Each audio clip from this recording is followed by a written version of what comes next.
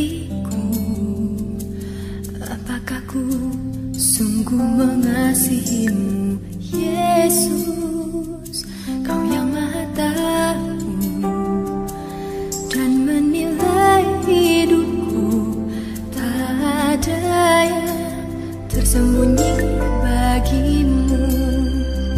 Selidiki aku, lihat hatiku, apakah ku sungguh mengasihimu, Yesus?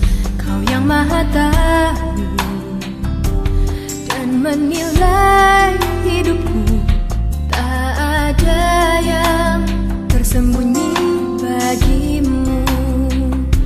Lah ku lihat kebaikanmu yang tak pernah habis di hidupku. Ku berjuang sampai akhirnya kau dapati aku tetap setia. Bapak Ibu, saudara-saudara yang dikasihi Tuhan, selamat pagi. Kita bertemu kembali dalam Sapaan Teduh GBKP Klasis Jakarta, Kalimantan. Sebelum kita mendengarkan firman Tuhan, mari kita bersatu dalam doa. Kami mengucap syukur Tuhan atas perpanjangan waktu hari ini untuk melanjutkan kehidupan dan pelayanan kami. Firman-Mu itulah kekuatan kami. Untuk itu bersabdalah bagi kami saat ini di dalam nama Tuhan Yesus. Amin. Pengkhotbah pasal yang kedua ayat yang ke-14, demikian firman Tuhan. Mata orang berhikmat ada di kepalanya, sedangkan orang yang bodoh berjalan dalam kegelapan. Tetapi aku tahu juga bahwa nasib yang sama menimpa mereka semua. Demikian firman Tuhan. Dalam pasal ini kita melihat pengkhotbah mencoba membandingkan antara hikmat dan kebodohan. Hikmat dalam bagian ini disamakan dengan pengetahuan semata. Bahkan ada penafsir berpendapat hikmat yang dimaksud di sini adalah meliputi kemampuan, meliputi skill dalam mengatur. Pengkhotbah mencoba untuk meneliti berdasarkan pengalamannya sendiri bahwa terkait dengan hikmat dan segala kemampuan yang dimilikinya untuk mengatur kehidupan, mengusahakan yang baik dan segala yang terkait di dalamnya, dan hal itu tetap menjadi sia-sia.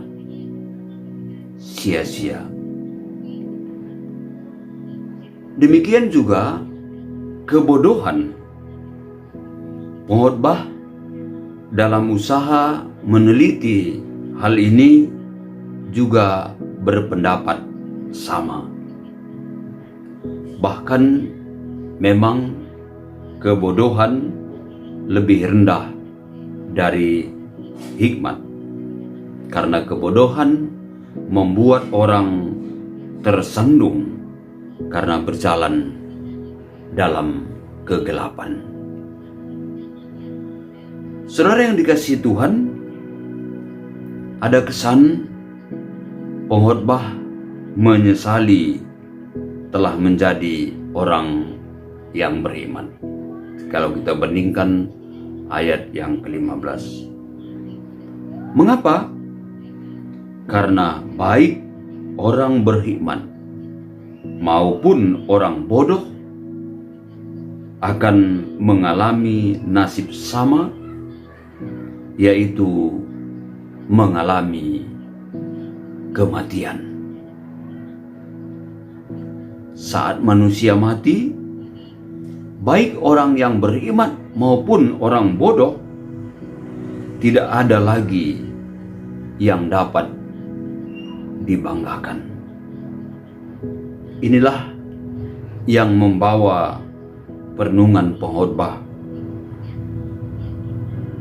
sehingga dia mengatakan bahwa segala yang diupayakannya di bawah matahari, termasuk orang yang berhikmat dan orang yang bodoh, semuanya sia-sia.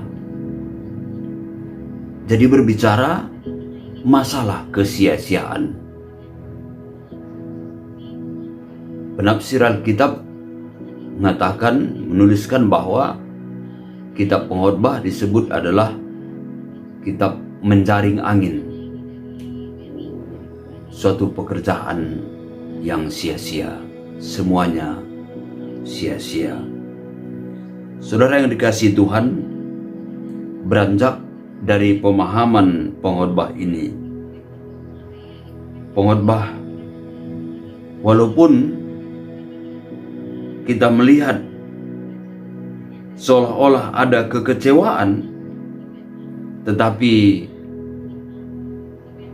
pengkhotbah menyadarkan bahwa hanya siapa yang berkenan di hati Allah, itulah yang memberikan nilai kehidupan. Pengkhotbah pasal 2 ayat yang ke-26, karena kepada semua orang yang dikenannya, ia mengaruniakan hikmat, pengetahuan dan kesukaan. Tetapi orang berdosa ditugaskannya untuk menghimpun dan menimbun sesuatu yang kemudian harus diberikannya kepada orang yang dikenan Allah. Dan memang dikatakan ini pun kesia-siaan dan usaha menjaring angin. Untuk itu kita harus kembali kepada kesimpulan pengkhotbah yang seolah-olah meragukan atau mempertanyakan tentang kehidupan dalam kesia-siaan ini, yang mungkin juga kita sering berpikiran tentang hal itu, semuanya sia-sia. Baik orang yang berhikmat maupun orang bodoh. Tidak, saudara. Akhirnya pengkhotbah berkesimpulan dalam pasal 12 ayat yang ke-13. Lebih menarik bahasanya dalam bahasa Karo. Kencakrina nggo kutimbang. Tentu tentang kehidupan ini. Enda metampuk nasi kudat. Erkemalanganlah man dibata dengan patuh man pratena, sebab guna si saja manusia itu pak. Ini kesimpulan akhir pengkhotbah.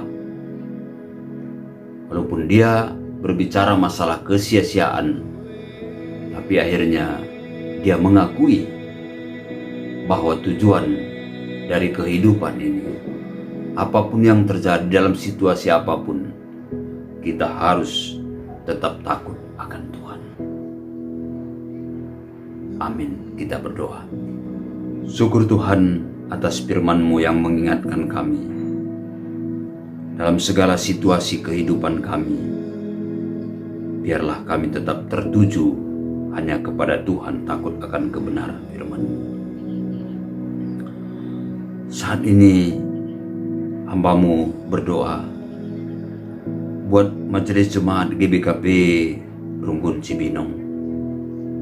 Ya Tuhan, Pendeta Andreas Milala dan Nora, Pertua Diaken Nora dan Naras, juga guru-guru KKR, pengurus persekutuan kategorial, pengurus perpelung jabu-jabu, panitia-panitia yang ada, seluruh jemaat. Hamba-Mu berdoa di dalam nama Tuhan Yesus. Biarlah kasih karunia perlindungan Tuhan tetap menyertai mereka. Jauhkan mereka dari segala mara bahaya, terlebih dalam pandemi COVID-19 ini. Jauhkan mereka dari virus ini, Tuhan. Biarlah mereka hidup dalam iman dan kepercayaan hanya kepadamu. Terima kasih Tuhan, Engkau begitu baik dalam setiap kehidupan kami.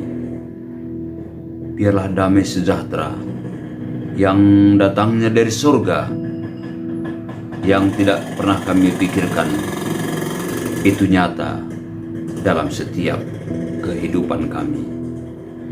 Di dalam nama Yesus Kristus Tuhan. Amin. Menjajuah, manbanta grina, salam sehat, Tuhan si masu-masu. Amin.